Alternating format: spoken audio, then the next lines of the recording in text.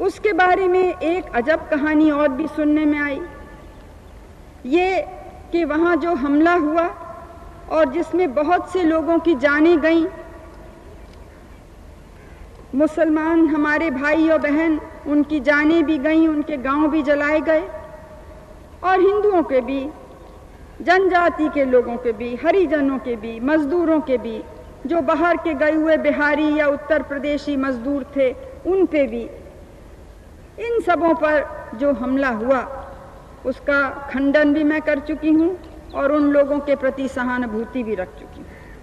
लेकिन प्रचार क्या हो रहा है? प्रचार ऐसा हो रहा है जैसे हमारा हाथ उस मारकाट में था। अगर उन लोगों के पास आप जाइए तो आपको स्पष्ट बताएंगे कि कौन उनकी बचाव में लगा था, कौन उनकी रक्षा कर रहा था। ये सच है कि कहीं कहीं रक्षा में कमी हुई इसीलिए वो मरे, ये तो है हमारी जिम्मेदारी। लेकिन प्रचार इस प्रकार का हो रहा है जैसे हमने ये करवाया। और बहुत से कौन लोग कर रहे हैं प्रचार, जिन्होंने स्वयं ऐसे भाषण दिए, ऐसा वातावरण बनाया, इस प्रकार से लोगों को उकसाया कि ये घृणा और हिंसा के वातावरण फैली। आज पंजाब की भी समस्या है। मैं विस्तार में जाना नहीं चाहती हूँ, अनेक बार उसके बारे में कहा है। हमारे देश में हमारी कोशिश रही है कि हर एक प्रदेश, हर एक कौम, हर एक क्षेत्र को न्याय मिले और देश की जो पूरी दौलत है, साधन है, उसमें वो भागीदार बने। जो भी मांगे मैं अपने तरफ से पूरी कर सकती थी वो मैंने शुरू ही में मान ली। लेकिन जिनका संबंध दूसरे प्रदेशों से है, वो क्या उनके प्रति न्याय होगा अगर मैं कोई निर्णय ले लूं और उनसे समझौता न हो सके? एक बात मैं याद दिलाऊंगी कि मुझसे कहा जा रहा है कि मैं निर्णय को जानबूझ के रोक रही हूं। अगर कोई भी प्रदेश, कोई भी कौम कमज़ोर होती है तो क्या केंद्रीय सरकार को उससे लाभ हो सकता है या वो केंद्र सरकार की भी कमज़ोरी हो जाएगी? क्योंकि हमारी मजबूती हमारे प्रांतों की मजबूती पर निर्भर है। केंद्र क्या है? क्या केवल दिल्ली शहर है या दिल्ली में सेक्रेटेरिएट है या प्रधानमंत्री का दफ्तर है? केंद्र तो एक ऐसी जगह है जो सब लोगों को संग रख सकती है। देश की सुरक्षा जिसकी जिम्मेदारी है, देश के सब लोगों को न्याय मिले वो उसकी जिम्मेदारी है। कि ये ना हो कि जो जोरदार है वो ज्यादा ले ले, चाहे व्यक्ति हो, चाहे प्रांत हो या कुछ और। लेकिन असली ताकत हमारी तो प्रदेशों में है।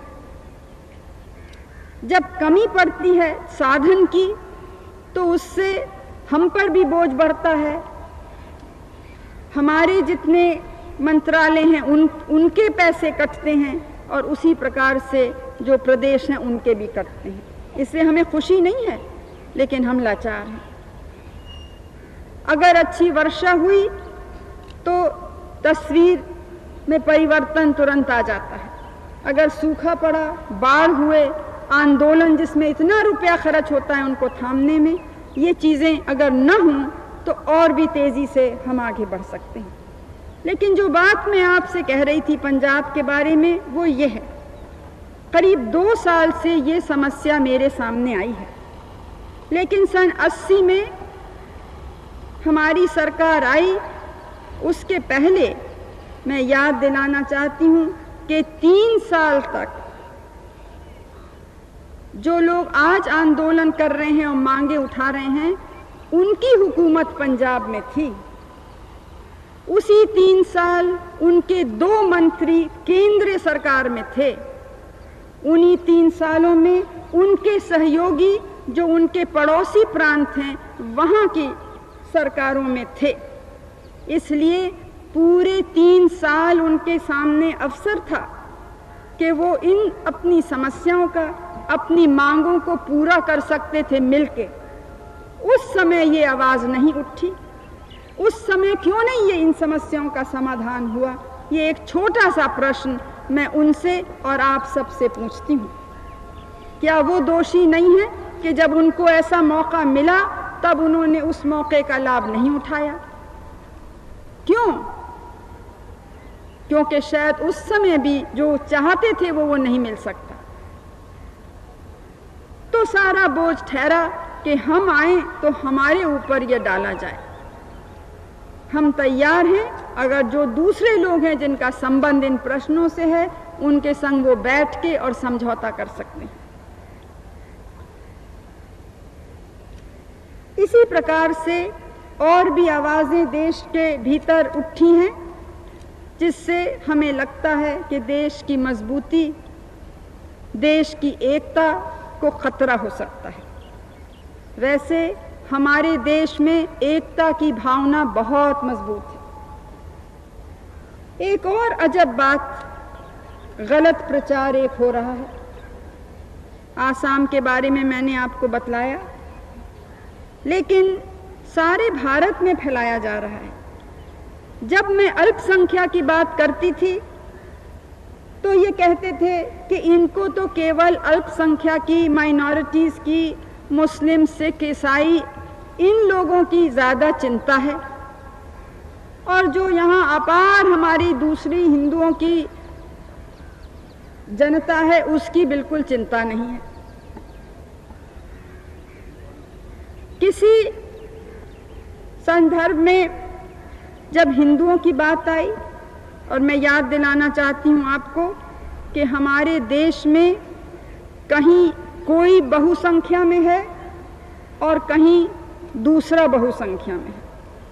कहीं पे कोई धर्म के लोग अल्पसंख्या में हैं और कहीं दूसरे धर्म के लोग अल्पसंख्या में हैं।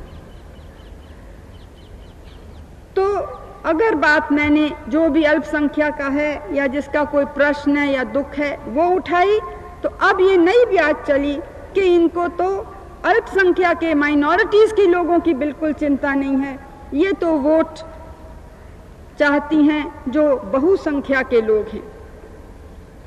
सभी राजनीतिक दल चुनाव के समय वोट चाहते हैं, लेकिन इस लाल किले पे जब हम खड़े हैं और जब हम आज़ादी की लड़ाई को याद कर रहे हैं तो ये भी याद करें कि हम कैसे ज़माने में पैदा हुए, कैसा जीवन गुजरा, किस कुर्बानी और सेवा के वातावरण में हमने कार्य किया,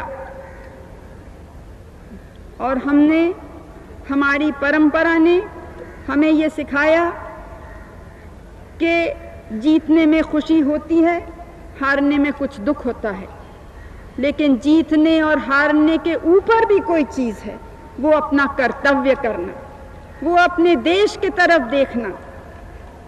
और चाहे हम अपना काम पूरा न कर सकें, कम से कम जितनी हमारी ताकत है उतनी ताकत से हम उस रास्ते पे आगे बढ़ सकें। आज़ादी की लड़ाई के दौरान में बहुत से लोगों की जानें गईं, बहुत से लोगों ने आज़ादी नहीं देखी।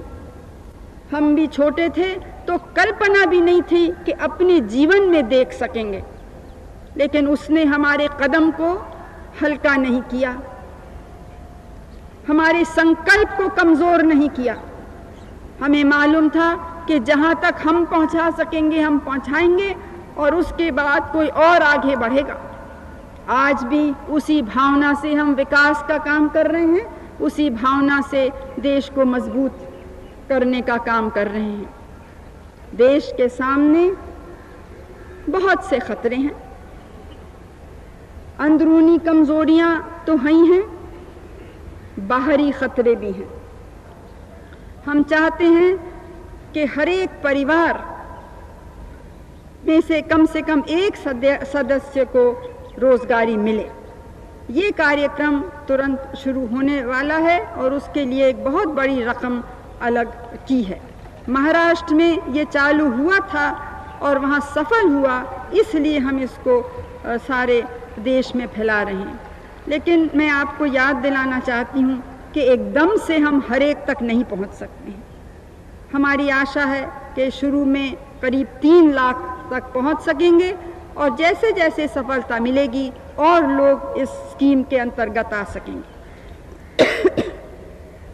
इसी प्रकार शहरों में सबसे बड़ा बोझ है शिक्षित नौजवान के ऊपर। इसलिए उनके लिए भी हमारी कोशिश है कि प्रतिवर्ष 2 या 2.5 लाख ऐसे शिक्षित बेरोजगार नौजवानों को अपने पैरों पे खड़े होने के लिए हम साधन दें।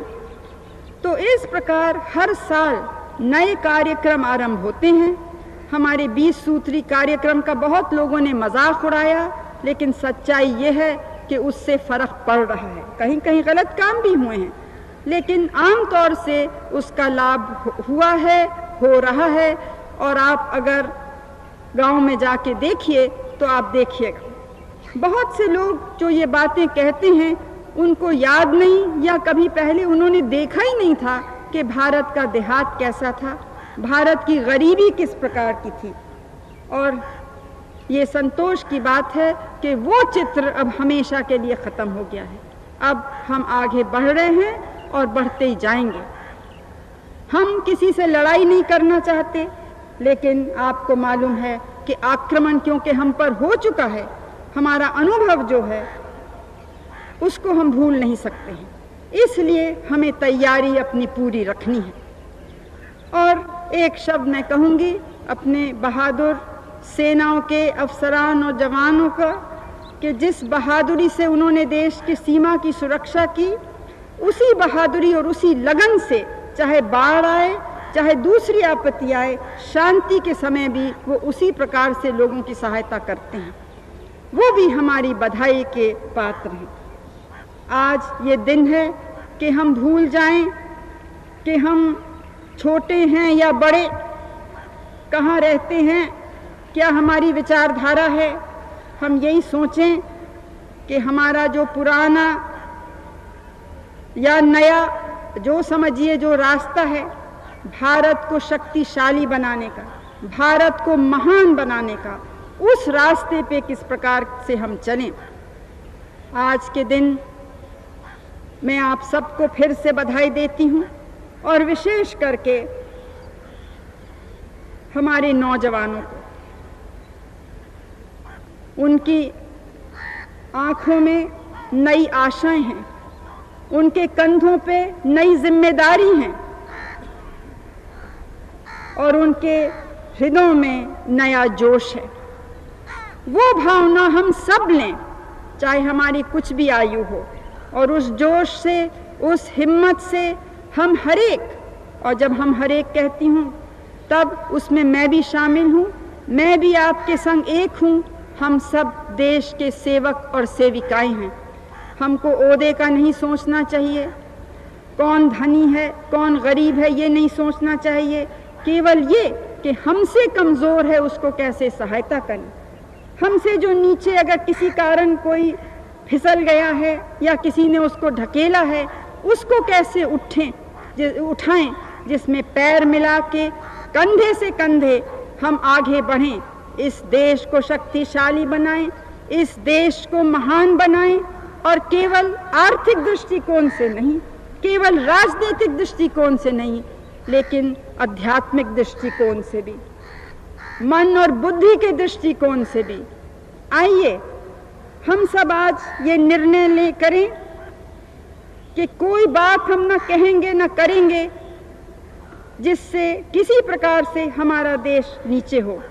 हमें साधारण जनता का मनोबल बढ़ाना है, उनका आत्मविश्वास बढ़ाना है और आत्मनिर्भर देश को बनाना है, अपने लोगों को बनाना है। इस नारे से आज हम यहाँ से जाएं और इस अगले साल इस काम में हम लगें तो हम चमत्कार करके दिखा सकते हैं। एक बार नहीं, अनेक बार भारत के लोगों ने दिखाया है कि भारत जब निर्णय करता है, जब दृढ़ संकल्प करता है तो पूरा करके दिखा सकता है। आइए मेरे बहनों और भाइयों, हम करके दिखाएं। मैं फिर से आप सबको नमस्कार करती हूँ और भविष्य के लिए शुभकामनाएं देती हूँ। जय हिंद, जय हिंद, जय